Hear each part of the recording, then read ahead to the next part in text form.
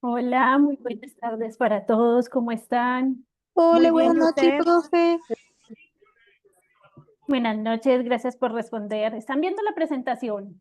Sí, dice pastillas y se hace. Sí, sí, profe, buenas noches. Perfecto. Bueno, el día de hoy entonces vamos a terminar el módulo 2.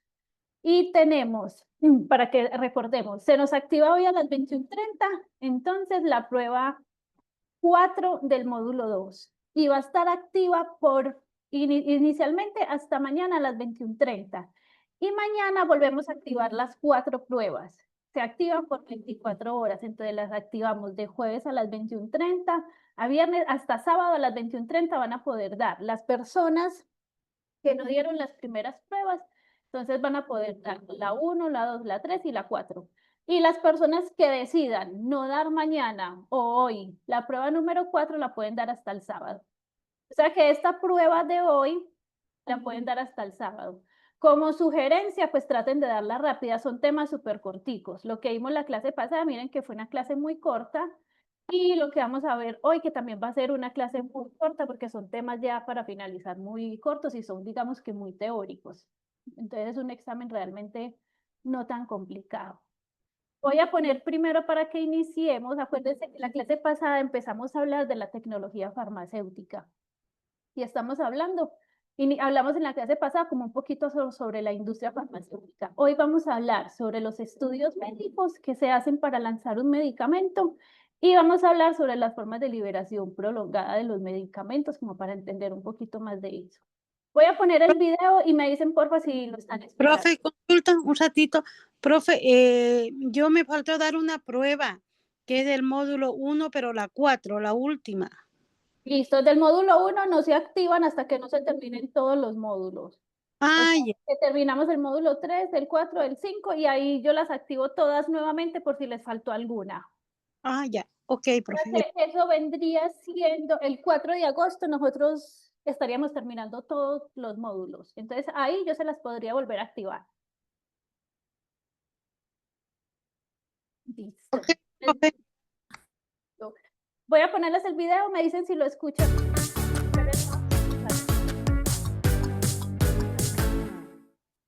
Sí, se escucha, se escucha. Listo, gracias. Esperemos que este es...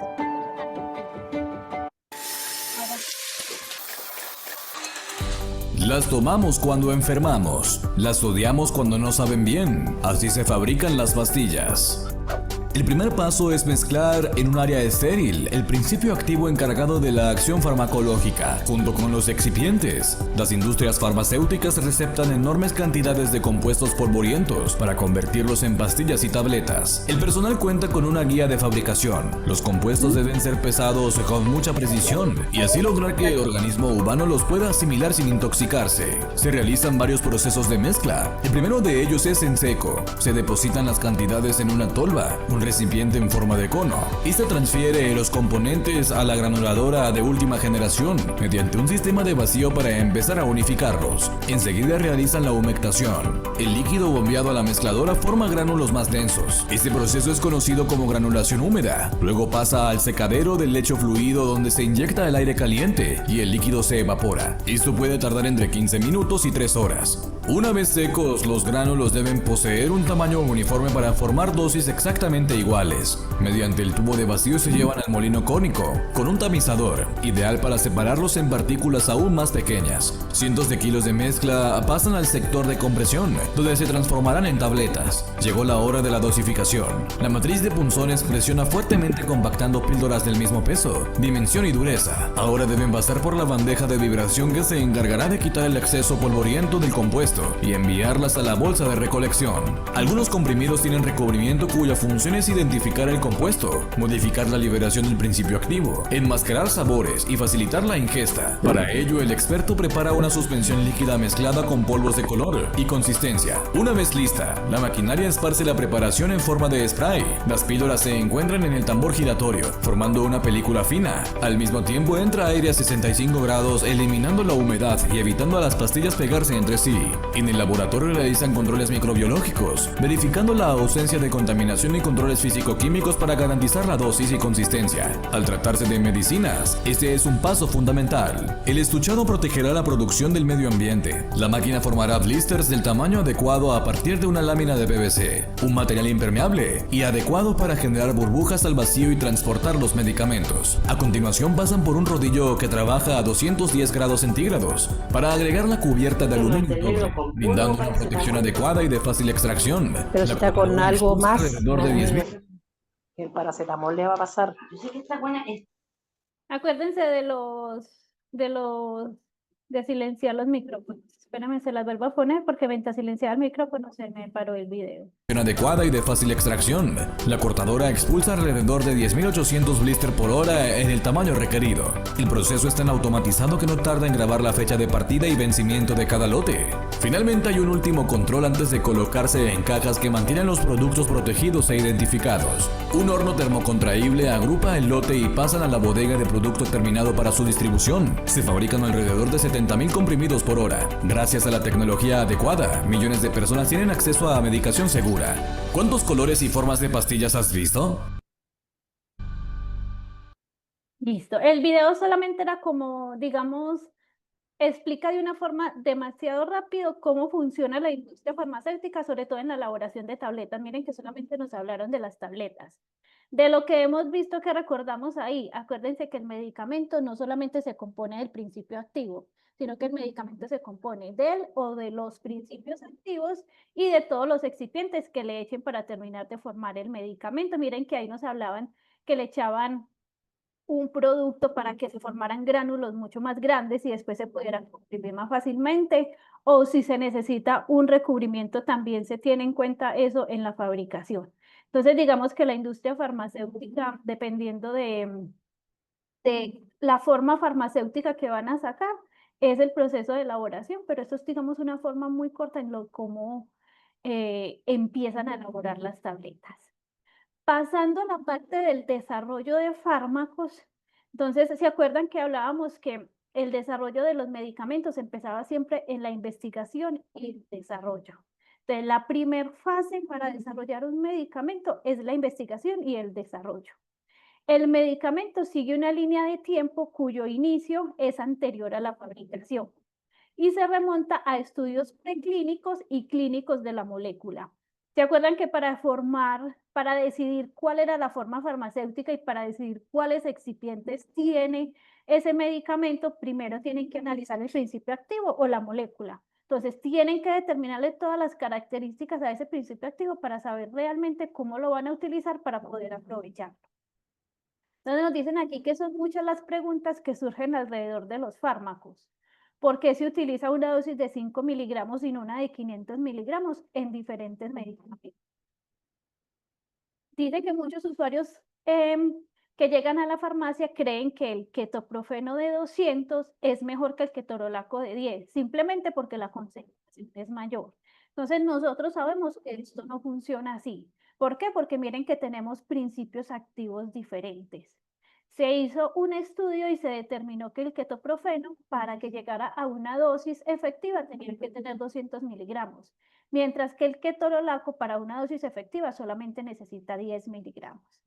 Entonces, establecer la dosis del medicamento es el resultado de las primeras fases clínicas o preclínicas y clínicas en las que se pasa después al medicamento a ser comercializado. Entonces, las primeras fases que tiene el medicamento, hablamos de la fase preclínica y fases clínicas. Lo primero que se debe hacer es analizar el medicamento, el principio activo que se va a utilizar, determinar cuál va a ser la concentración y empezar a, digamos que a través de sus características, empezar a desarrollarlo.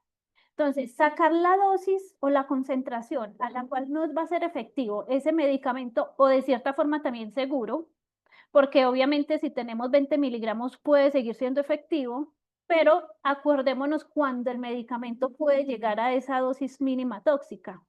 Entonces, se determina la dosis efectiva y la dosis tóxica. La idea es sacar un medicamento a una concentración que no nos vaya a llegar a una dosis tóxica. Entonces, todo esto hace parte de la investigación y el desarrollo. La primera fase que se hace, entonces, es siempre una investigación de lo que necesitamos.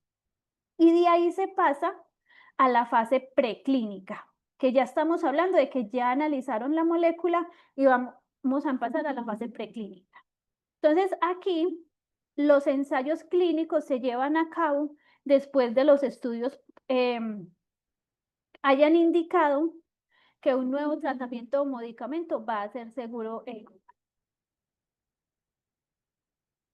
los estudios preclínicos son, digamos, aquellos estudios que se hacen en laboratorio. Mire que hablan de preclínicos, todavía no llegan a una clínica y todavía no se van a utilizar en humanos. Porque las últimas fases de los estudios de medicamentos, yo creo que todos los hemos escuchado, se realizan en humanos porque la idea es verificar que ese medicamento es seguro para los humanos. Pero las primeras fases, cuando apenas estamos probando el medicamento, se hacen en laboratorios totalmente, que son los preclínicos. De ahí que pasamos a los clínicos, que es donde se empiezan, digamos, a evaluar en humanos. En estos estudios preclínicos, el primer estudio que tenemos se llaman estudios in vitro. Estos se hacen así mire, como en estas imagencitas que los vemos, en unas placas que se llaman como o tubos de ensayo, perdón, se hacen en estas placas o tubos de ensayo, y esas placas o tubos de ensayos tienen un material genético que simula ser como, digamos, como el ser humano. Entonces le pueden poner células, si digamos estamos probando un medicamento para el cáncer, le ponen células cancerígenas, y lo que hacen es simplemente llenar estas placas que ya tienen células cancerígenas con el medicamento.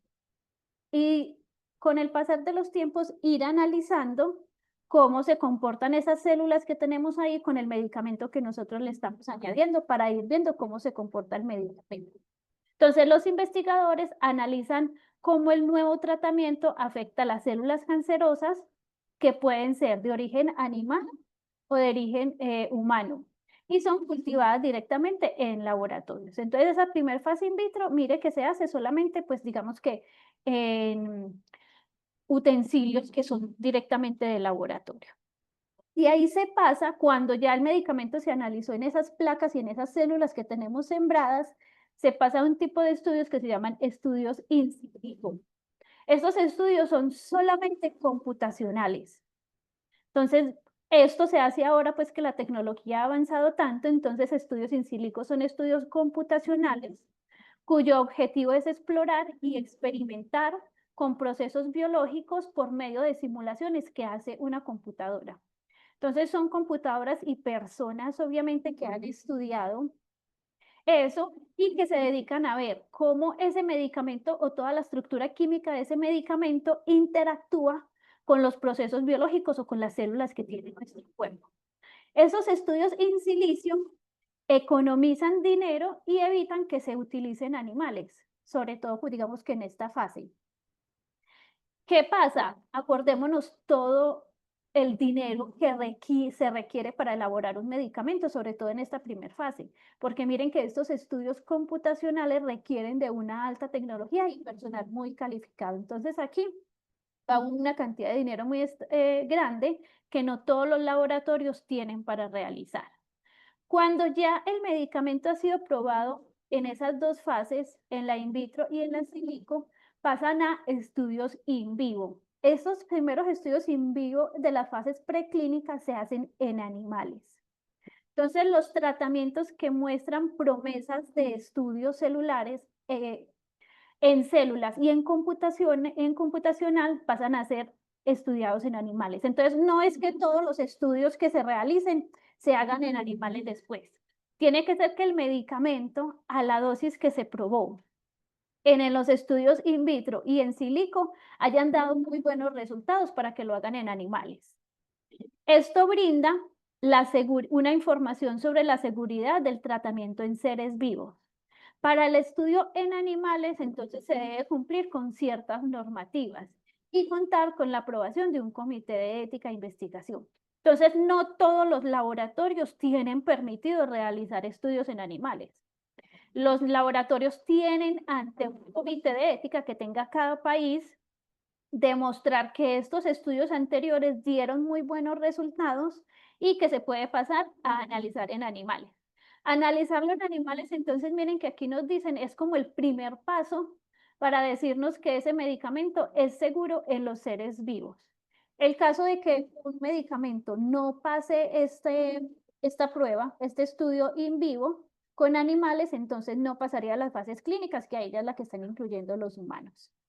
Entonces ahí tendrían que devolverse a la parte computacional para analizar de pronto qué está pasando con ese medicamento que se está desarrollando. La idea de que haya un comité de ética de investigación es que cuando se hagan los estudios en animales ya digamos que tengamos abarcado de forma muy grande o conozcamos la mayoría de los eventos inseguros que pueda producir ese medicamento o ese producto. Estos estudios entonces nos dan respuesta a aspectos como la toxicidad, la seguridad del medicamento y la farmacodinámica. Entonces, esos primeros estudios de los que hablamos nos hablan de cómo es la relación de esa dosis de medicamento y cómo es la respuesta que tiene nuestro cuerpo. También nos habla de la farmacocinética, entonces cómo va a ser la absorción, la distribución, el metabolismo y la excreción del medicamento.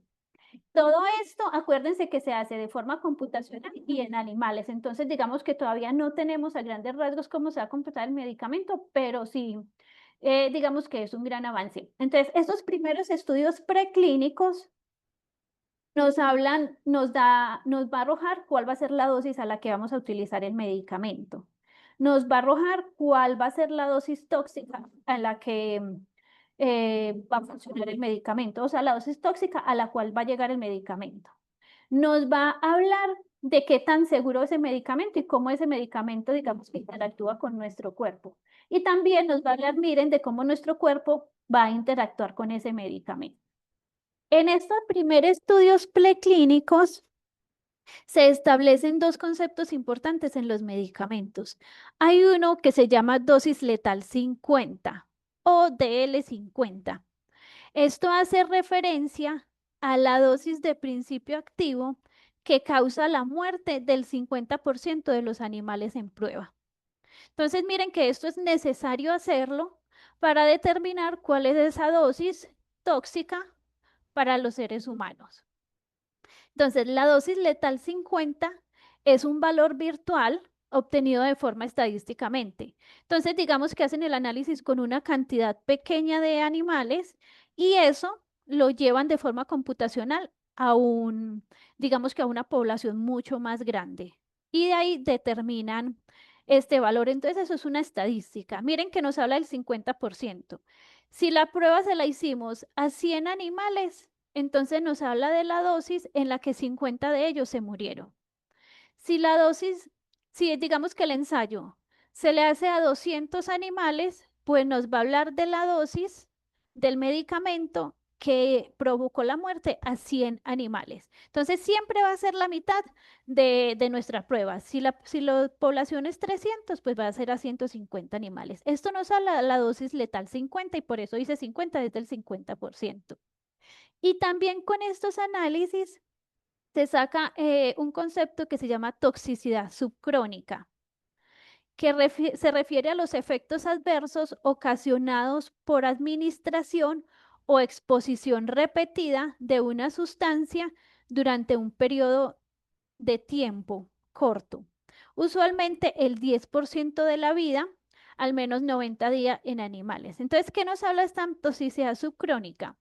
Son los efectos adversos que se dieron cuando el animal se expone al medicamento durante un periodo corto. Entonces, digamos que van a ser los efectos adversos que primero se van a ver o que más rápido nosotros vamos a ver.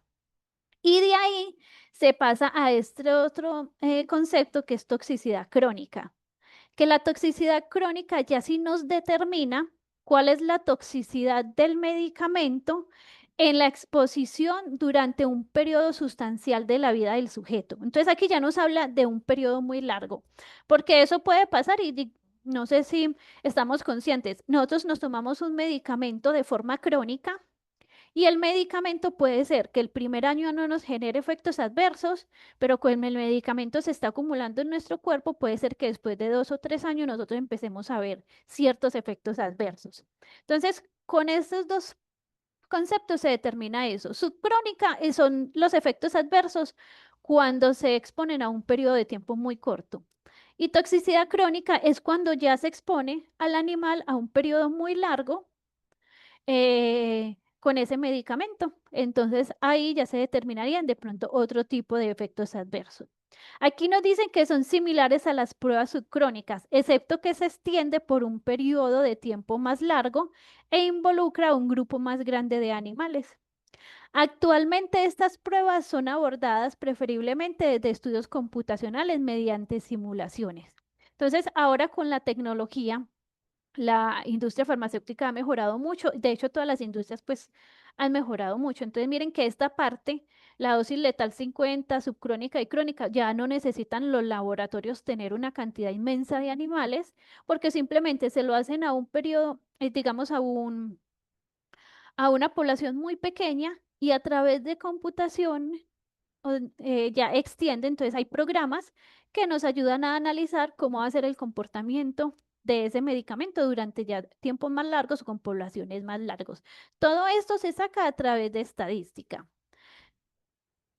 Entonces aquí nos dicen que aunque los estudios preclínicos proporcionan información valiosa, no cubren todos los aspectos necesarios. ¿Por qué? Porque sabemos que los humanos y los ratones procesan de manera diferente los medicamentos.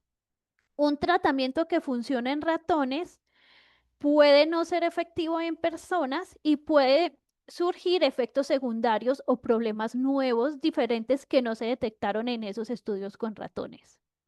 Cuando los estudios preclínicos, que son estos que hablamos, son exitosos, entonces que se obtienen buenos resultados, que es eficaz y que, digamos, los efectos adversos de la toxicidad no es muy grave, que entonces, digamos, tienden a ser prometedores. La agencia reguladora de medicamentos que tiene cada país, hablamos del país donde esté el laboratorio desarrollándolo, debe aprobar que se pase a una fase, digamos, de estudios en humanos. Y ahí pasaríamos a la siguiente investigación. Entonces, ¿tienen alguna duda o alguna pregunta en esos estudios preclínicos que vimos? Perfecto, entonces continúo.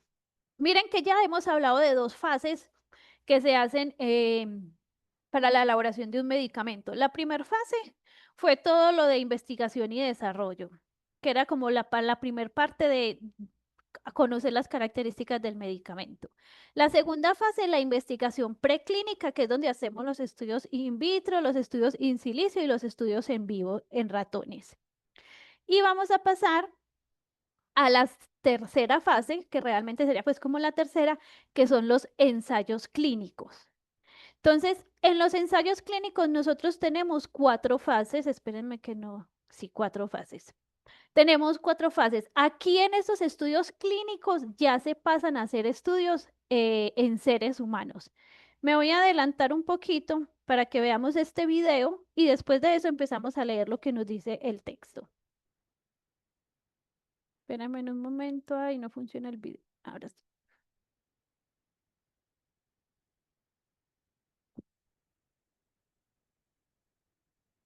En una fase,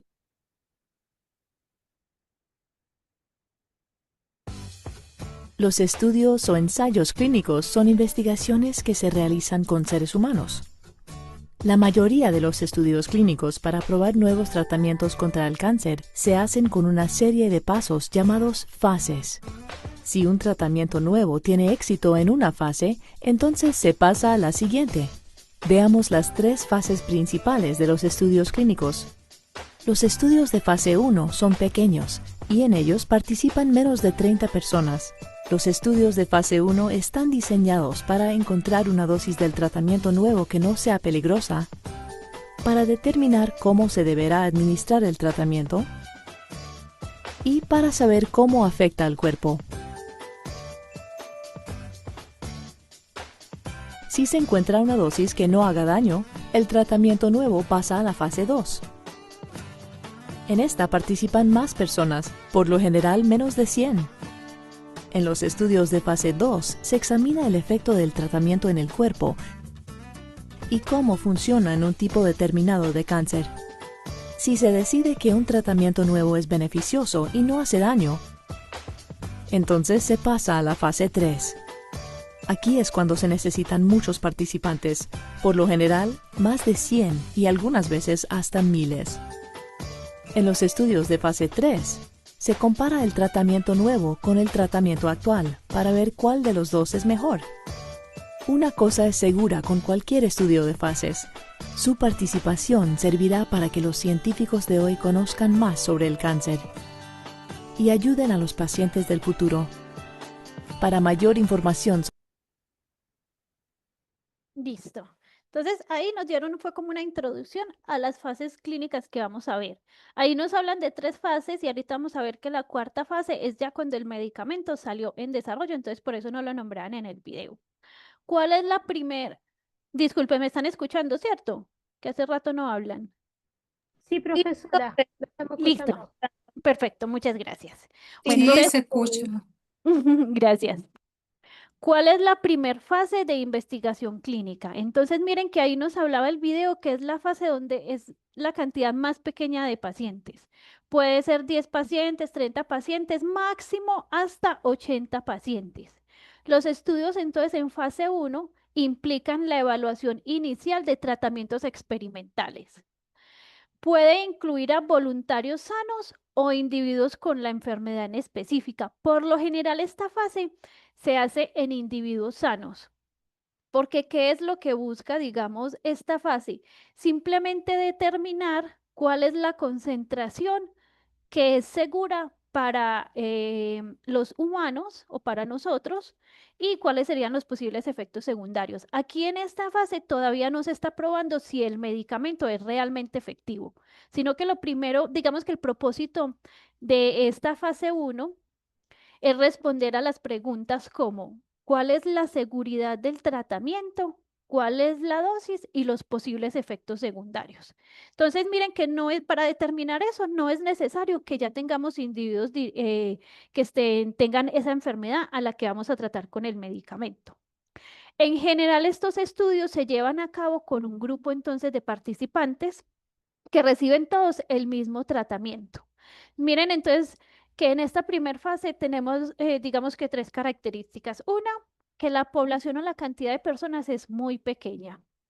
La otra, que todos los individuos o todos los voluntarios, digamos que todos los voluntarios reciben el mismo medicamento y se va a determinar la seguridad, la dosis y los posibles efectos secundarios. Cuando ya se hizo este análisis y se determinó que es seguro, ahí se pasa a la fase 2. Entonces, la investigación clínica de fase 2 se centra en evaluar la eficacia del tratamiento. Entonces, aquí sí vamos a determinar si el medicamento es eficaz o digamos que cumple lo que estamos diseñando. En esta fase, nosotros sí necesitamos que hayan pacientes que tengan esa enfermedad, porque como vamos a determinar la eficacia, pues necesitamos que los voluntarios sean personas que tengan la enfermedad específica. Entonces, se puede comparar el nuevo tratamiento con opciones de tratamientos que ya estén en el mercado o investigar diferentes dosis de tratamientos que ya existan. Entonces, miren que en esta fase no todos los individuos reciben el mismo medicamento. Se puede hacer una comparación. Entonces, que ya tenemos X medicamento en el mercado y estamos desarrollando uno nuevo. Entonces, a una cantidad de la población se le puede dar ese medicamento ya desarrollado y a la otra cantidad de la población el nuevo, con el fin de comparar qué tan eficaz es el nuevo medicamento con respecto al otro. Entonces, en esta fase 2 pueden incluir múltiples grupos de participantes y suelen involucrar a un mayor número de personas, generalmente entre 100 y 300 participantes. Estos estudios también se llevan a cabo durante un periodo de tiempo más largo en comparación a la fase 1. El objetivo principal entonces de esta fase 2 es determinar la efectividad del tratamiento y también nos dice si es necesario llevar a cabo otras investigaciones adicionales. Entonces, esta es la primera fase. Miren que es la primera fase que nos habla directamente pues como de la efectividad de ese medicamento en los humanos o digamos en las personas y personas que ya tienen la enfermedad en específica.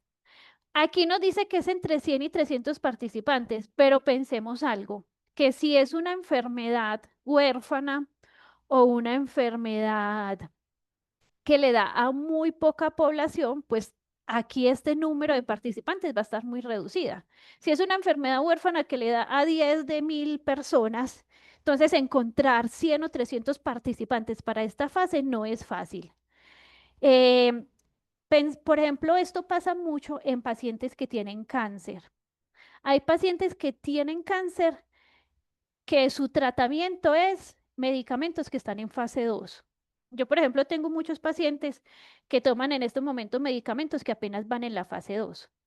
¿Por qué? Porque son pacientes que ya agotaron todos los tratamientos que han sido aprobados y digamos que su cáncer no ha parado y su cáncer sigue evolucionando. Entonces, esos tipos de pacientes por lo general entran a tener de tratamiento medicamentos que están en fase 2 para determinar, porque es que, ¿qué dicen digamos los oncólogos? Los oncólogos dicen, si el paciente sigue con el tratamiento que tiene, que ya es, digamos, es el último tratamiento que le estamos agotando, el paciente va a morir en 3 meses. Pero si le damos este medicamento que está en investigación, aparte de que vamos a obtener, digamos que información sobre ese nuevo medicamento, puede ser que el paciente extienda su vida. Entonces, hay muchos pacientes que entran a ser voluntarios en esta fase 2. Esta fase 2 puede llevar un periodo de tiempo muy largo. Y es muy largo porque deben encontrar una cantidad de pacientes que se expongan a ese medicamento durante mucho tiempo para determinar. Entonces, esa eficacia. También en esta fase 2 se termina, digamos, de comprobar cuáles son esos efectos secundarios en pacientes ya enfermos. Porque en la primera fase no necesariamente teníamos pacientes enfermos. Y en esta fase, como ya tenemos pacientes enfermos, puede ser que se arrojen nuevos efectos secundarios en esos pacientes. ¿Hasta el momento tienen alguna duda? Ninguna, Listo. profesora. Perfecto, muchas gracias. Y de ahí pasamos a la fase 3. Entonces, los estudios de fase 3 comparan el nuevo tratamiento con con el tratamiento estándar de un grupo grande de personas. ¿Qué es, digamos, en esta fase 3? Es extender el grupo de personas. Entonces, ya cuando se aprobó la fase 2, ya podemos decir que el medicamento, o sea, si aprobó la fase 2 es porque el medicamento fue eficaz. Porque un medicamento que pase a la fase 3 ya se determinó que el medicamento funcionó. Si en la fase 2 el medicamento no funcionó, pues no pasaría a la fase 3. Entonces, en esta fase 3 se incluye a más de 300 participantes distribuidos en diferentes grupos mediante asignación aleatoria. Entonces, aquí nos dice que aparte de que es un grupo de personas más grandes, se centra en evaluar los efectos secundarios del nuevo tratamiento y compararlo con otros tratamientos estándar. Entonces, ¿qué es lo que hace? En esta fase se determina los efectos secundarios a un plazo más largo, a más cantidad de personas y se compara con los efectos producidos en otros tratamientos que digamos que ya hayan pasado por esta fase o que ya estén aprobados. Cuando ya se pasa a la fase número 4, es cuando el medicamento ya fue aprobado. Entonces, realmente las fases para que el medicamento sea aprobado son solamente las 3 primeras. Entonces, la investigación clínica, fase 1, la 2 y la 3. Ya la 3, acuérdense que eso es más de 300 participantes, determinarán qué cantidad de participantes puedan coger. Si es un medicamento, digamos, para el dolor, un medicamento de uso más crónico, puede que tengamos una cantidad de participantes o de voluntarios muy grande. Lo mismo que yo les hablaba, si es una enfermedad que le da a pocos pacientes, pues ahí vamos a tener una cantidad de pacientes muy pequeña. La fase 4 entonces es después de que se realiza la aprobación del medicamento. Entonces, después de la fase 3, el laboratorio que tiene que hacer, recopilar toda esta información y mandarlo a aprobación. Después de que se realiza la aprobación del fármaco, ¿se acuerdan que ahí hablamos de esto? Que qué es lo que uno le realiza al medicamento para ver reacciones adversas, todas estas notificaciones de farmacovigilancia. Entonces, digamos que esa fase clínica 4 es cuando nosotros empezamos a hacer la farmacovigilancia. Miren que aquí nos dice, estos estudios tienen como objetivo investigar aspectos adicionales, como efectos secundarios a largo plazo, seguridad continua y la efectividad del tratamiento en una población más amplia. Después de la comercialización de los nuevos fármacos, se deberá reportar cualquier reacción o evento adverso asociado a la utilización de estos fármacos, ya que acuérdense que entonces la detección de los nuevos de eventos adversos o reacciones adversas es el objetivo de la farmacovigilancia. Todos los países deben hacer una farmacovigilancia. ¿Se acuerdan que eso lo vimos en el módulo 1? Entonces, esta fase clínica 4 es todo lo que viene después de que el medicamento se aprobó. Es simplemente hacer esa farmacovigilancia y seguir viendo cuáles son los efectos secundarios o cómo se comporta ese medicamento en otras poblaciones, de pronto en las que no se estudió. Entonces, como resumen, la fase 1 es una población muy pequeña, máximo, yo les decía que hasta 80, miren que aquí nos dicen hasta 100, pero dependiendo de la cantidad, pero es una población muy pequeña y son pacientes sanos. ¿Qué se evalúa? Las dosis, cómo funciona, digamos, ese medicamento en nuestro cuerpo, absorción, distribución, metabolismo, excreción, ya en los humanos.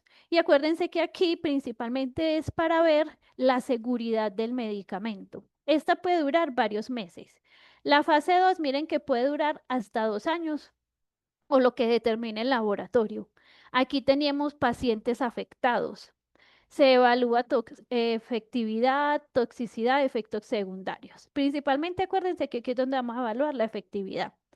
Y en la fase 3, que es de 300 en adelante, digamos que pacientes, continuamos evaluando lo mismo, pero ya en una población más grande y se compara con otros medicamentos en el mercado. Entonces se evalúa efectividad, toxicidad, efectos secundarios. Puede durar 1 a 4 años o de hecho puede ir pues como más a largo plazo. Miremos esta imagencita acá que nos habla de la cronología del desarrollo. Aquí están hablando especialmente pues como de las vacunas. Pero miren lo que nos hablan, que dice que de entre 0 hasta 2 años más o menos se puede demorar el estudio preclínico. ¿Se acuerdan cuál era el estudio preclínico? Simplemente el in vitro, que era entonces en las cajas de Petri o en los tubos de ensayo. Está el que es computacional y el que pasa a ser animales. Miren que ese estudio, esto es solamente como digamos que un promedio, pero puede llegar a durar hasta 2 años. De ahí se pasaría a la fase 1. ¿Se acuerdan que la fase 1 es más cortica, es con menos cantidad de pacientes? Miren que aquí nos puede durar hasta 1 año o algunos meses. La fase 2 ya puede durar más tiempo. Miren que aquí nos dicen que dura de 3 a 3, aquí dura 2 años más o menos. La fase 3 dura mucho más tiempo porque ya se extiende a más cantidad de pacientes voluntarios. ¿Qué pasa? Cuando ya un medicamento está en fase 3, digamos que ya se ha comprobado efectividad y muchos de los efectos secundarios. Entonces, digamos que ya el laboratorio o los analistas saben si ese medicamento puede salir digamos que a distribución. Entonces, mientras se desarrolla la fase 3, muchos de los laboratorios van evaluando la infraestructura, van evaluando cómo se va a fabricar. Miren que de ahí ya pasa aprobación. Entonces, miren que desde que el medicamento empezó en el estudio preclínico, miren que ni siquiera hablan de la investigación y el desarrollo, sino estudio preclínico. Hasta que llega a la aprobación, puede pasar hasta 10 años en que un laboratorio está investigando. Aquí nos hablan de vacunas. Después de que está en la aprobación, y de hecho una aprobación, pues dependiendo del país, puede durar 1 año o un poco más de tiempo. Y de ahí después de la aprobación, pues ya se pasa a la distribución. Y ahí miren que aquí nos muestran que en la distribución ya se empieza a hacer la fase 4, porque la fase 4 es ver esa farmacovigilancia. ¿Tienen alguna preguntita hasta esta parte? No, Listo. profesora. Gracias. Aquí les puse esta otra imagencita porque nos habla de la cronología del desarrollo acelerado de vacunas, que fue lo que nos pasó más o menos cuando llegó lo del COVID.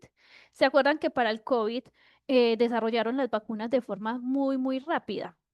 Entonces, ¿qué pasó con el COVID? Que simplemente como se necesitaba desarrollar esa vacuna de forma muy rápida, pues porque la población se estaba muriendo y necesitábamos algo que nos ayudara, entonces no nos podíamos demorar.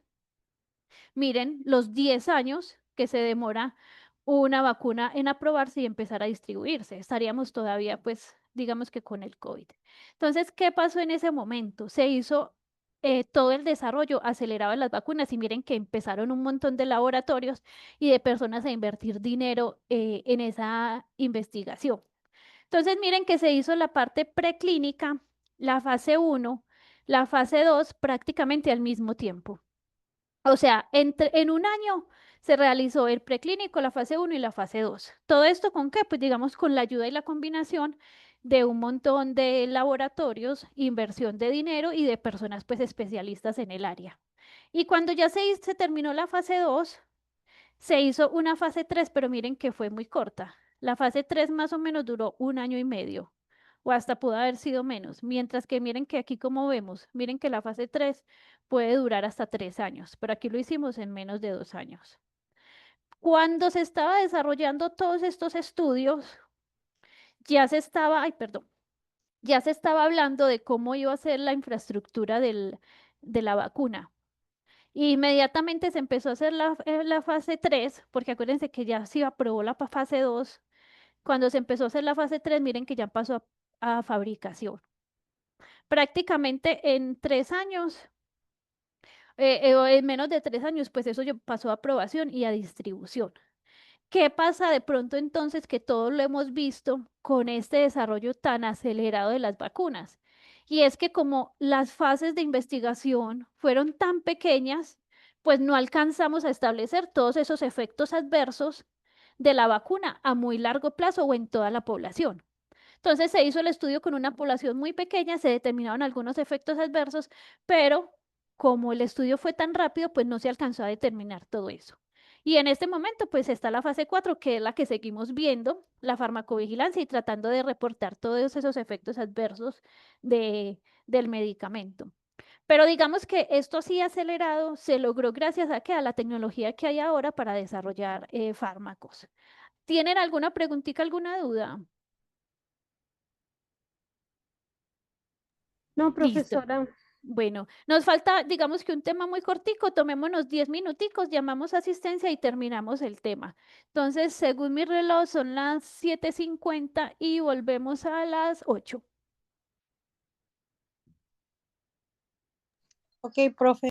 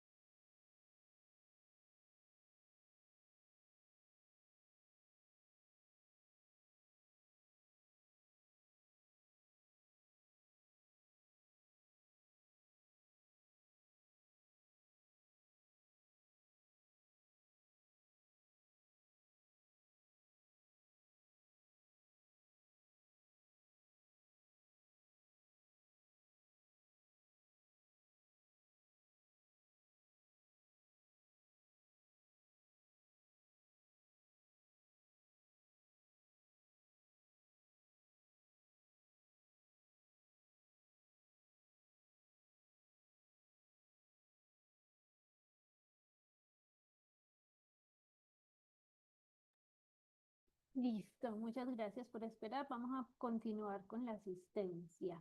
Gema Amayo. Juana Elena Arana.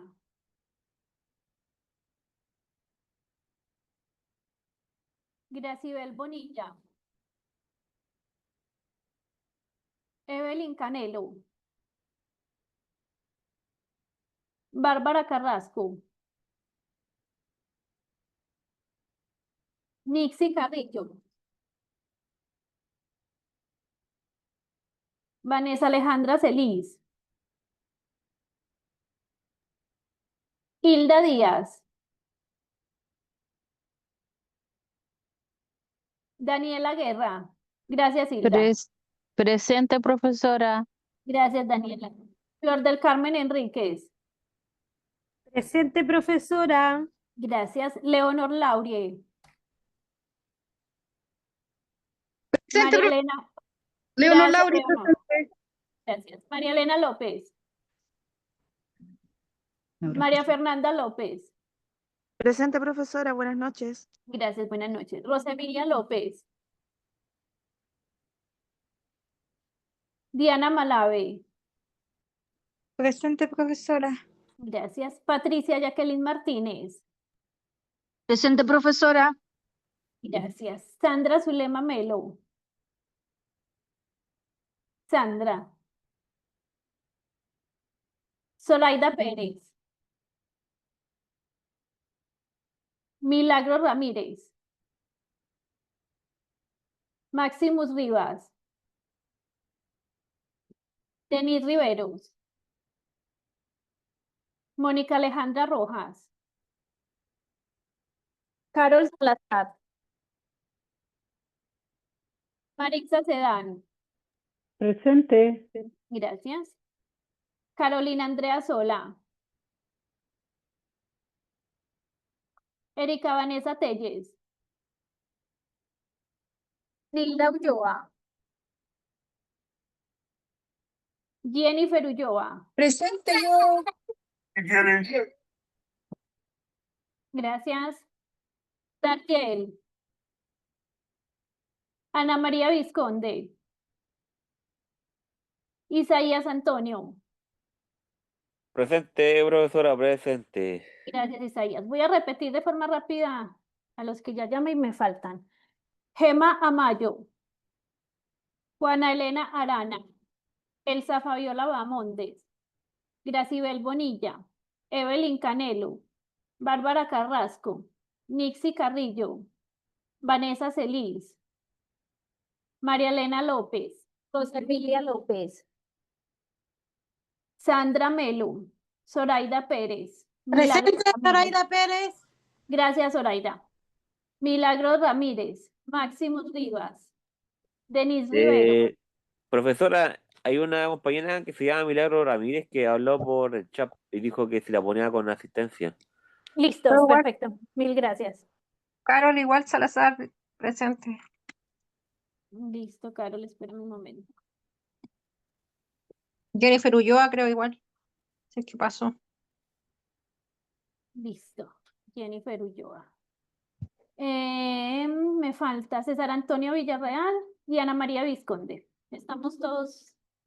Jennifer Ulloa. Sí, Jennifer, ya te la puse. ¿Quién está Carolina hablando? Sola. No, no, Carolina Sola. Listo, Carolina. Ya te la ¿Me puse. escucha? Sí, señora. Listo. Les voy a compartir un momento mi pantalla para mostrarles algo. Díganme si la están viendo. ¿Están viendo la parte del curso? Sí. Listo. Entonces, miren, hoy vamos a terminar el módulo 2. El módulo 3, que es este que ven acá, módulo 3, rol del auxiliar de farmacia, miren que solamente tiene 2 pruebas. Entonces, de este PDF, les voy a montar la próxima semana, digamos que el módulo, el material de apoyo, pero de este PDF solamente vamos a tener 2 pruebas. Y de ahí las otras 2 se sacan de este módulo 4, que es medicina complementaria. Miren que aquí tenemos solamente otras 2 pruebas. Entre esos 2 módulos, espérenme. Entre estos dos módulos, entonces, el rol del auxiliar de farmacia y medicina complementaria e insumos médicos, ahí formamos las 4 pruebas como si esto fuera solamente un. Y después nos quedaría faltando el módulo 5, que es el bodega y almacenamiento de la farmacia. Esto es para que de pronto en la otra clase no estén confundidos de que solamente vean 2 pruebas. Este módulo realmente, este PDF es muy cortico, ahí vienen 2 pruebas y es algo muy teórico. Bueno, ya de ahí, espérenme, les voy a volver a ir para que continuemos con la clase de hoy. Profesora, ¿y el curso termina cuándo? No, conmigo terminan el 4 de agosto, pero acuérdense que les quedaría faltando 2 módulos que yo no se los doy. Entonces ahí sí no, más o menos lo deberían de estar terminando en octubre, pero no sé muy bien las fechas de los otros cursos, pues con la otra profesora. Usted no da hasta el 5.º módulo. Sí, exacto. Y ahí les queda faltando farmacología y atención al cliente que los da otra profesora. ¿Listo? ¿Están viendo la pantalla? Sí, ahí dice tecnología farmacéutica. Listo, perfecto, gracias. Entonces nos dice que se denomina tecnología farmacéutica al conjunto de conocimientos asociados a las operaciones básicas y procesos tecnológicos destinados al diseño, elaboración, control y formulación farmacéutica. Digamos que nosotros en nuestra parte no nos vamos a enfocar mucho pues en la tecnología farmacéutica, pero esto es como para conocerlo. El objetivo de esta tecnología farmacéutica es el desarrollo de medicamentos que sean eficaces, seguros y estables. Sin embargo, este concepto no abarca solo la formulación, diseño y manufactura de fármacos en la industria, sino que también a la aplicación del conocimiento científico a la farmacia. Entonces, miren que la tecnología farmacéutica también nos habla de cómo va a ser la dispensación, el envasado y el almacenamiento de los fármacos, que es la parte que de pronto a nosotros más nos interesa. Porque después que se diseña, se elabora el producto y el medicamento ya está probado y sabemos que esa es su forma eficaz y segura, pues ahí sigue que la dispensación, la forma en que nosotros almacenamos el medicamento, pueda conservarnos todos estos aspectos con los que se desarrolló. Entonces, ¿cómo se obtiene un principio activo? Dice que los fármacos se pueden obtener a partir de síntesis química, se pueden obtener a partir de plantas, a partir de animales, de procesos microbiológicos o a través de biotecnología o de la industria genética. Nos ponen un ejemplo de cómo se obtiene un principio activo y aquí nos están hablando del captopril. No sé si se acuerdan del captopril, en este lo vimos cuando hablamos de los medicamentos para la presión, él pertenece a los IECA, que digamos que de cierta forma se llama inhibidor de la enzima convertidora de angiotensina. ¿Qué hace el captopril? El captopril relaja los vasos sanguíneos y reduce, digamos, esa presión que nos está haciendo la sangre pasando por las arterias, entonces se baja la presión en nuestro cuerpo, sobre todo los pacientes que sufren de la presión. Entonces, simplemente el captopril produce relajación de los vasos sanguíneos. ¿Cómo se obtuvo el captopril inicialmente? El captopril viene a través del veneno de una serpiente brasileña que se llama la jararaca.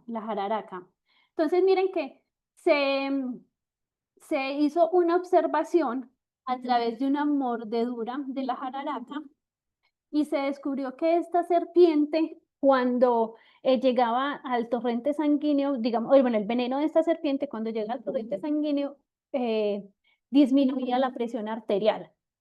Entonces, a partir de eso empezaron a investigar cuál era la parte del veneno que producía, digamos, esa baja de la presión.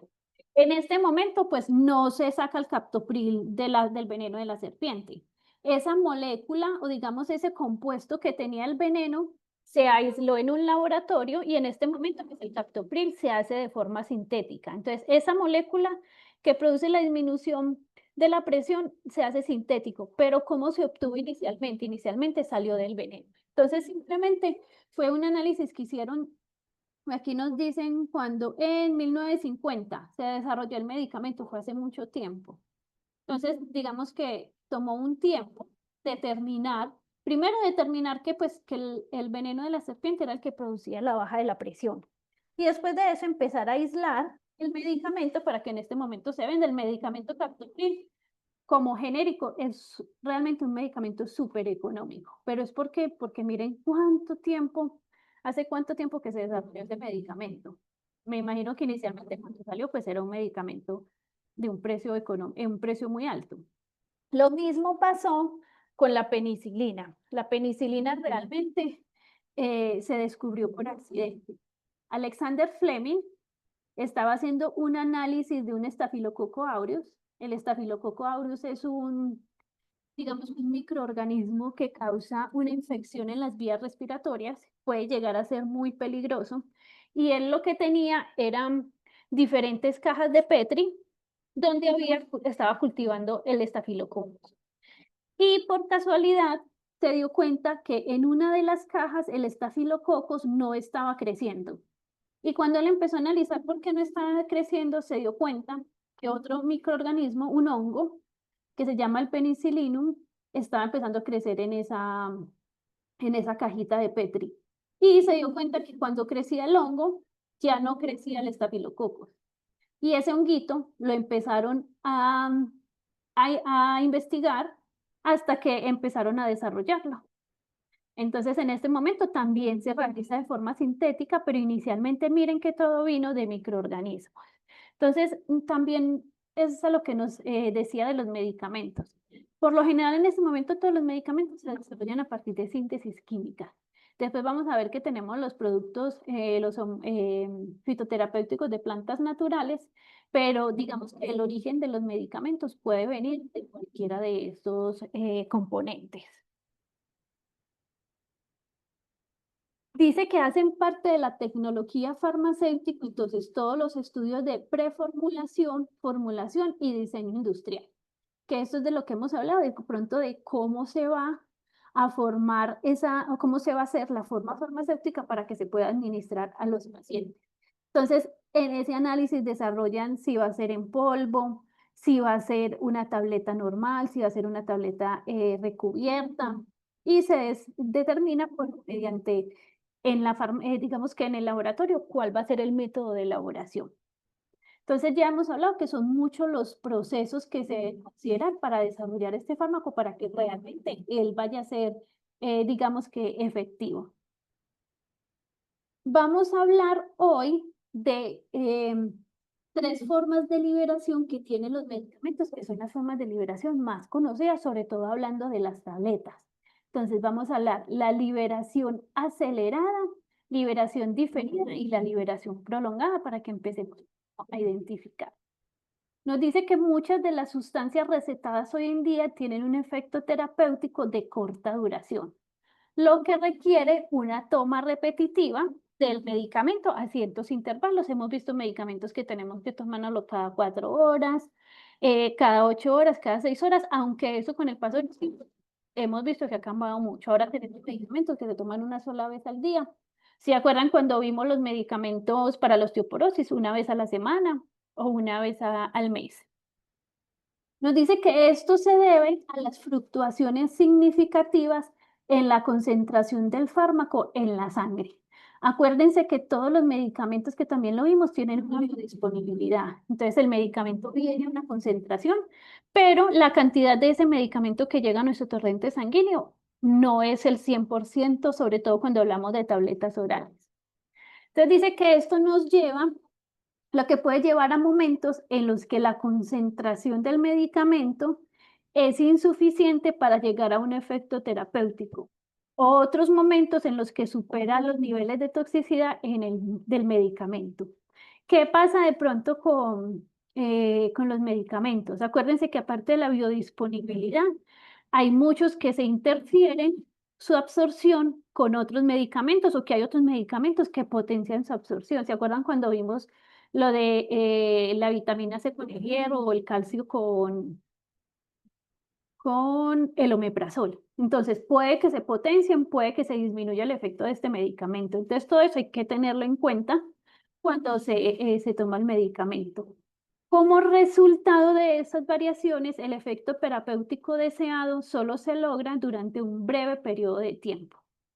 Para solucionar este problema, entonces que de pronto que el paciente tenga que tomarse el medicamento muchas veces al día, porque también qué pasa cuando las tabletas nos las tomamos muchas veces al día, se nos olvida. Es más fácil que una persona recuerde un medicamento que se toma una vez al día en la mañana en el desayuno, a un medicamento que se tiene que tomar 3 veces al día o 2 veces al día. Entonces, se nos puede olvidar más fácil. También, ¿qué pasa? Lo que nos decía aquí, que pueden haber periodos o que nos atrasemos 1 hora, 2 horas, y pueden haber periodos de nuestro cuerpo que el medicamento se eliminó y nos quedamos sin el efecto de ese medicamento que necesitamos. Entonces, para mejorar esos problemas se empezó a desarrollar en la industria, entonces medicamentos de liberación acelerada, liberación diferida o de liberación prolongada. Cuando hablamos de liberación acelerada, entonces nos habla de esas formas sólidas o formas, aquí vamos a hablar tabletas principalmente, que se disuelven instantáneamente en la cavidad oral sin necesidad de ingerir líquidos.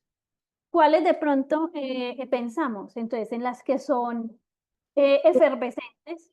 Acuérdense que esas efervescentes se absorben muy rápido. Ya te voy a dar la palabra, Carolina, en un momento. Las que son sublinguales, entonces las tabletas sublinguales se ponen debajo de la lengua y ellas se absorben muy rápido. ¿Qué pasa con esas tabletas que no se tienen que tragar y que no tienen que llegar al intestino o al estómago? Acuérdense que la biodisponibilidad de esos medicamentos es mucho mayor porque llegan más rápido al torrente sanguíneo sin tener que esperar a que se absorban, ver si tenemos comida, ver si tenemos algo más que les impida su absorción. Carol, dime. Profesora, lo que pasa es que estaba pensando en lo que explicó la otra vez sobre los medicamentos que tienen, algunos entran como por la pared de la célula, otros tienen distintos transportes, ¿cierto? Sí. Entonces, si uno toma, por ejemplo, la pastilla una vez al día y no sé, tomarse 3 pastillas distintas en el mismo horario, no dejaría, no haría como un efecto. O sea, no produciría el efecto si se toman muchas pastillas. Listo, ahí habría que ver cuáles son, porque acuérdate que los transportadores o las enzimas receptoras pueden ser diferentes para cada medicamento. Si el medicamento tiene la misma enzima receptora o el mismo receptor, vamos a tener problemas porque entonces uno va a competir con el otro. Pero si tienen diferentes receptores, no hay ningún problema en que no lo tomemos a la misma hora porque cada uno va a llegar a su receptor y se va a absorber de forma diferente. Por eso, digamos que ahí está el trabajo del químico farmacéutico, ver qué medicamentos interactúan con el otro y cuáles no se pueden tomar juntos. Claro, sí. Eso puede pasar. Y eso también se mejora, digamos, con este tipo de medicamentos de liberación acelerada. Si tenemos 2 medicamentos que compiten, pues me puedo tomar uno sublingual, que hace efecto muy rápido, el otro oral, que mientras llega a la parte de absorción, acuérdense que ellos tienen un periodo en el que se demora, un periodo en el que empieza a hacer efecto. Entonces, a eso nos puede solucionar. Pero principalmente las formas de liberación acelerada nos ayudan es a que nosotros tengamos un efecto muy rápido del medicamento. Entonces, eso se da cuando necesitamos que se nos quite el dolor muy rápido, cuando necesitamos que se nos baje la presión muy rápida, digamos que cuando necesitamos que sea mucho más rápido. Miren que aquí nos dice liberación acelerada. El medicamento se libera de forma muy rápida. No necesariamente necesitamos ingerir líquidos. ¿Cuáles ejemplos de esto? Miren que aquí nos ponen, pero realmente es más como, pueden existir muchos de estos medicamentos, nos ponen solamente algunos ejemplos poco dispersables. El CIDIS, que el CIDIS es esta olanzapina. Hay otros que Flash, que es un ondansetron. ¿Se acuerdan que el ondansetron es para las náuseas? Entonces, para parar las náuseas de forma muy rápida, se les da este ondansetron que simplemente se pone en la boca y él se desintegra. Entonces no tenemos que tomar agua, sino que él se desintegra con la saliva. En algunos casos, estos sistemas pueden aumentar la biodisponibilidad de los fármacos. ¿Por qué? porque nos reducen. Aquí hay algo que se llama efecto de primer paso, y es como el paso de la tableta a través de, digamos, la tráquea, entonces el estómago. No se tiene que dar, digamos, la absorción en la forma gástrica o en el intestino, sino que se da de forma más rápida. ¿Tienen alguna preguntita en estas tabletas de liberación acelerada?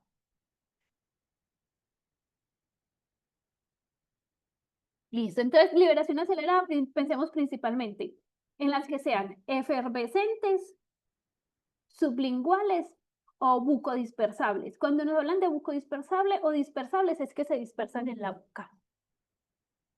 Esa, profesora, esa que usted dice dispersable, esa no es necesario ponerla debajo de la lengua. En la boca simplemente se Hacia la puede... boca. Exacto, perfecto. Las que dicen dispersables, y miren que las que dicen sublinguales son debajo de la lengua. Marixa, dime. ¿Y la efervescente no hay que disolverlas en agua? Sí, hay que disolverlas en agua. Mire que no siempre se necesita agua, pero las efervescentes se pueden disolver en agua o poner en la boca y dejar que se disuelvan con la saliva, pero se demoran un poquito más. Pero de cierta forma, las efervescentes, miren que también son muy rápidas. Usted las disuelve en un poquitico de agua, se las toma y ellas llegan directamente, pues se van absorbiendo.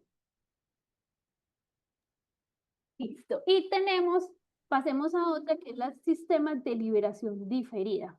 Diferida nos habla principalmente, digamos, de todos los fármacos que nos dicen de recubrimiento entérico. Entonces, esos son aquellos diseñados para lograr una liberación retardada del fármaco. ¿Qué significa esto? Es para que no se nos libere el fármaco, inmediatamente no lo tomemos. ¿Se acuerdan que yo les decía que habían unos recubrimientos que nos ayudaban a que se liberaran la parte gástrica o que se liberaran en el intestino? Entonces, es para que el medicamento no se libere de forma inmediata, sino que esa liberación se demore un poquito. Estos sistemas, sin extender la duración del efecto terapéutico, permiten modificar el momento o el lugar de la liberación del fármaco. Entonces, miren que dice algo muy importante y es que no extienden el efecto terapéutico. Una vez el fármaco se libera, el efecto terapéutico dura cierto tiempo. Entonces, no es que el efecto nos va a durar. No es que el efecto nos vaya a durar mucho, sino que simplemente nos retrasa que se haga la liberación del medicamento. Un ejemplo entonces de esta categoría son los sistemas de cubierta entérica. El propósito que ya les decía es proteger al principio activo. Entonces, protegerlo puede ser de los jugos gástricos, protegerlo de que haya algo, principalmente esos jugos gástricos que no lo vayan a inactivar o que no lo vayan a dañar. Entonces, yo les decía, por ejemplo, el omeprazol y el pantoprazol, con los jugos gástricos se inactivan. Entonces, ellos principalmente vienen con una cubierta entérica. Esa cubierta entérica hace que pasen y lleguen al intestino, entonces, para luego realizar su acción. Permiten también que hace esta cubierta entérica, no solamente retardar la liberación, sino que nos ayuda a que no nos genere tanta irritación en la parte gástrica. Entonces, también hemos hablado ya varias veces, ¿se acuerda cuando hablamos de la metformina con recubrimiento entérico? Ese recubrimiento también nos ayuda a que no nos cause tanto malestar en el estómago. Entonces, permite una mejor posología del tratamiento y minimiza los efectos adversos gastrointestinales. Eso hablando entonces de liberación diferida, los sistemas de cubierta entérica. Pero también hay sistemas de liberación secuencial o pulsátil. ¿Qué significa eso? Que va liberando el principio activo, pero en diferentes etapas. Entonces pensemos en algo como que se hace el medicamento, se le forma una cubierta, luego se le echa otra parte de principio activo y se vuelve a generar una cubierta. Entonces esto nos va haciendo a que se libere el medicamento en diferentes etapas, pero van siendo sincronizadas porque digamos que las capas van siendo pensadas especialmente para eso. Y ahí hablamos del sistema de liberación prolongada, que de pronto es el que más nos va a ayudar a mejorar esos problemas de dosificación, que fue los que hablamos al principio. Entonces, estos problemas, este sistema está diseñado principalmente para prolongar la acción terapéutica. Miren que el anterior no prolonga la acción terapéutica. Este sí, de liberación prolongada, está diseñado especialmente para prolongar la acción terapéutica. Entonces, lo que nos hace es reducir los picos en donde el medicamento o digamos el cuerpo no tenga concentración del medicamento, o que de pronto tengamos una concentración muy alta de medicamento porque se liberó todo de inmediato. También que nos ayuda a que el medicamento se esté dispensando de a poquito. No solamente que no nos los tengamos que tomar cada 2 horas o cada 3 horas o cada 4 horas, sino que también disminuye la toxicidad del medicamento. Porque no es que nos tomemos el medicamento y se liberó todo y de a poquito se va eliminando, sino que va manteniendo una liberación del medicamento en un rango que, digamos, es óptimo y no llega a ser toxicológico. Tengo por aquí, espérenme, un ejemplo de esto. Esto como para que entendamos más fácil las 3 formas de liberación que vimos. Miren que tenemos la liberación acelerada. ¿Cuál es la velocidad de liberación? Su nombre lo dice, es acelerada, es muy rápida. Cuando hablamos de liberación diferida, miren que la liberación es retrasada, porque lo que nos hace ese recubrimiento es que se retrase la liberación del medicamento. Y la liberación prolongada va siendo gradual y sostenida. Se diseña especialmente para que se vaya dispensando, digamos que cada ciertos niveles, dependiendo del principio activo. La liberación acelerada, ¿dónde se da la liberación del medicamento? En la boca, algunos en el esófago, pero principalmente en la boca. Liberación diferida en el intestino, porque acuérdense que este recubrimiento principalmente es para aquellos compuestos que se pueden degradar muy fácil con los jugos gástricos y que necesitamos que se protejan ahí. Y la liberación prolongada es en diferentes zonas del tracto gastrointestinal. En esta liberación prolongada también entran los parches. No sé si han visto esos parches, hay unos parches que son, por ejemplo, como de bupremorfina para el manejo del dolor.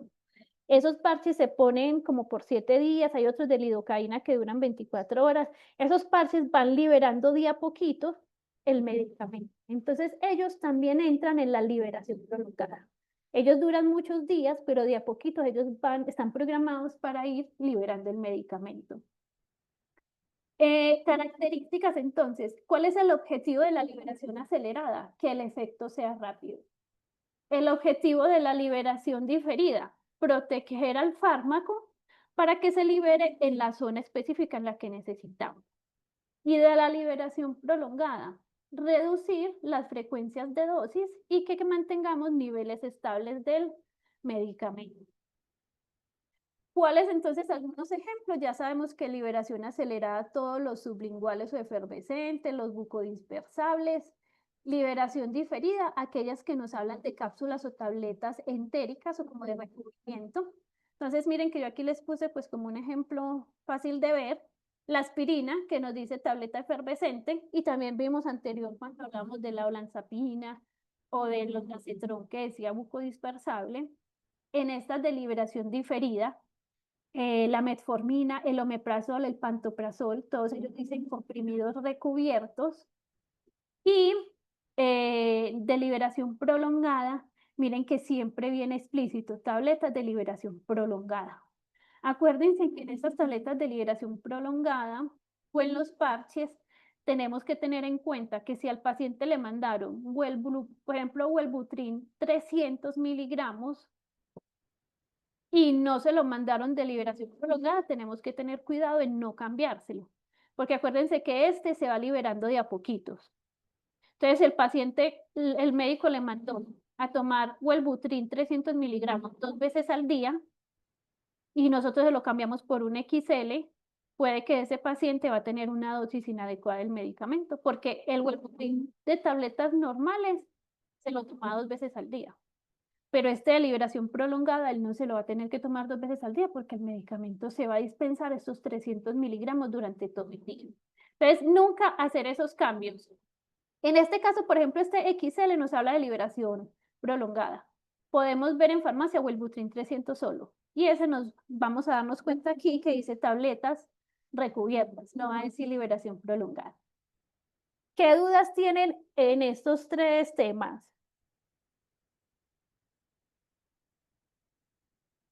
Perfecto, y me voy a devolver a esta última partecita que nos habla de unos sistemas que, digamos, es una tecnología mucho más nueva. La utilizan solo ciertos medicamentos que son sistemas flotantes y bioadhesivos. Están diseñados con el propósito de retrasar el movimiento del medicamento a través del tracto gastrointestinal o prolongar su estadía en el estómago. Estos sistemas contribuyen a mejorar la absorción gástrica o en las primeras partes del intestino delgado de ciertos fármacos. Entonces, son muy útiles este tipo de sistemas para principios activos que son resistentes a los ácidos gástricos y que se benefician de un proceso de liberación y absorción específicos para aumentar su disponibilidad. Hay algunos medicamentos, algunas amoxicilinas, no todas, y la riboflavina, por ejemplo, o algunas venlafaxina, o también hablamos del metilfenidato que vienen con estos sistemas. Entonces, simplemente están diseñados para que estén un tiempo, digamos, lo podríamos decir flotando, y luego bajar a los jugos gástricos. Entonces, miren que aquí nos dicen, además estos sistemas son beneficiosos para principios activos cuya absorción es más efectiva en las primeras secciones del intestino delgado, como el calcio. Los sistemas flotantes funcionan al ser menos densos que los fluidos gástricos, lo que se logra al incorporar algunos hidrocoloides en las cápsulas. Entonces, esto hace que ellos floten. Entonces, miren que nosotros, esta parte rosada, aquí nos está hablando de los jugos gástricos. Estos medicamentos que hacen que cuando lleguen al intestino se queden en la parte de arriba. Y aquí se empiecen a dispersar y absorber. Porque si llegan a los jugos gástricos, son más sensibles y de pronto se pueden degradar. Entonces, digamos que tienen un sistema que los hace que floten. Y al flotar aquí empiezan a generar su acción. A ver, que me voy aquí entonces. Como para recordar. Las ventajas de utilizar entonces formulaciones farmacéuticas de liberación modificadas son, por una parte, mejorar la adherencia del paciente al tratamiento. ¿Por qué? Porque simplificamos la dosis, reducimos la cantidad de medicamentos que se debe tomar. Entonces, digamos que es una alternativa muy buena a los pacientes que toman una cantidad de medicamentos muy grande, porque van a pasar de tomarse 2 o 3 veces al día a tomarla solamente una o una vez a la semana. También a los pacientes que se les olvida mucho, a los pacientes que no quieren tomar medicamento o que les cae mal. Entonces, simplemente mejora que el paciente consuma su medicamento. A eso nosotros le llamamos adherencia. Entonces, mejora la adherencia del paciente al tratamiento. Permite el uso de dosis más baja de fármacos y eso que hace que disminuya los efectos secundarios y la toxicidad del medicamento. Proporciona un control más rápido del tratamiento de enfermedades, mejora la eficacia y reduce fluctuaciones, o sea, los cambios de concentraciones que tenemos del medicamento en sangre. Tanto para la industria farmacéutica como para los pacientes, estas formas de dosificación resultan más económicas a largo plazo. Pues sí, porque mire que si se lo toma una vez al día ya no va a comprar una caja de 60, sino una caja de 30. Pero aquí nos dice a largo plazo, porque inicialmente cuando compramos una forma de liberación prolongada, tiende a ser un poquito más cara que una tableta normal o convencional. Pero como empieza a disminuir la cantidad de dosis que se toma, empieza de pronto a reducir los efectos secundarios, eso a largo plazo presenta, digamos que, una mejora económica. Creo que... Listo, dígame si tienen alguna duda, alguna pregunta de esta parte que hemos visto. No, profesora, está entretenidísimo. Muchas gracias. Bueno, entonces, a las 21:30 les activo la prueba. Acuérdense que va a estar hasta el sábado activa. Y para las personas que no han dado la 1, la 2 o la 3, mañana a las 21:30 se les activa nuevamente. Que estén muy bien, tengan una feliz noche. Feliz noche también, profesora, para usted. Buenas noches, profesora. Isaías, dime antes de que me desconecte. Oiga, profesora, mire, en eso de la página de los módulos y todo eso, estaba viendo así las calificaciones y yo la última prueba la di y me saqué un 5.3, y no sale en las calificaciones si es que me meto. Me tengo que meter así como a todo al módulo y la cosa para que se vea la nota. Tienes que meterte a la prueba y ahí te debe salir. Ah, Abajito, ya, entonces te metes a la prueba y en la parte de abajo te debe salir. ya, porque yo me metía en eso de calificaciones y ahí salían las notas. Era por eso. Igual revísalo y si no ahorita me escribes. Ya bueno, gracias. Listo. Que estés muy bien. Igual.